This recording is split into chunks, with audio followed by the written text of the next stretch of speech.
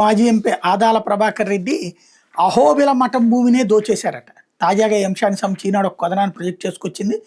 ఎట్టకేలకు ఆ స్థలంలో బోర్డు ఏర్పాటు చేశారు. తాజాగా తమిళనాడులోని తాంబరానికి చెందిన రంగనాథ యతీంద్ర మహదేశీ కన్ అహోబిల మఠం సెలాయర్కి నెల్లూరు రూరల్లోని కసుపర్తిపాడులో 1.8 ఎకరాల భూమి ఉంది. దీన్ని కొన్నేళ్ల క్రితం కొందరు ఆక్రమించుకున్నారు. దీన్ని గుర్తించిన మఠం ప్రతినిధులు 2 దశాబ్దాలుగా అధికారుల చుట్టూ తిరుగుతున్నారు. 20 ఏళ్ల నుంచి 2007లో మఠానికి సంబంధం లేని వ్యక్తులు ఓ సంస్థ పేరిట ఆ భూమిని రిజిస్ట్రేషన్ చేశారని తెలుసుకున్న ప్రతినిధులు అధికారుల మీద ఒత్తిడి తెచ్చారు. అయినా స్పందన గర్వైంది. అప్పుడు ఎమ్మెల్యేగా ఉన్న ఆదాల ప్రభాకర్ రెడ్డిని కలిశారు. ఆ భూమి మఠానికి చెందిందని తమకు అప్పగించాలని ప్రాధేయపడ్డారు. అయినా ప్రయోజనం లేదు.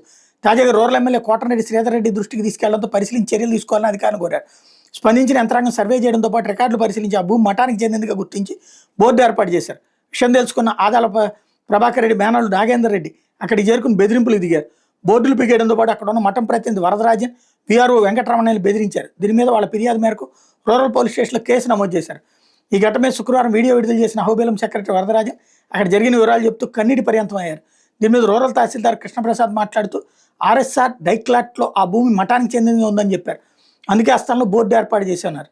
దీని మీద మాజీ ఎంపీ ఆదాల ప్రభాకర్ రెడ్డి మాట్లాడి దాదాపు 20 ఏళ్ల క్రితం ఆ భూమి తాను కొనుగోలు చేసినట్టు చెప్పారు. మొత్తం 40 ఎకరాలు కొంటే అందులో 1.8 ఎకరాలు మఠానికి చెందిందని ఇటీవల కొందరు ప్రతినిధులు తమను కలిశారన్నారు. వాళ్ళ దగ్గర ఉన్న పత్రాలు చూపించాలని కోరితే ప్రస్తుతం వాళ్ళు భూమిలో వీఆర్ఓతో కలిసి బోర్డు పెట్టారన్నారు. న్యాయపరమైన పోరాటం చేస్తామని చెప్పుకొచ్చారు.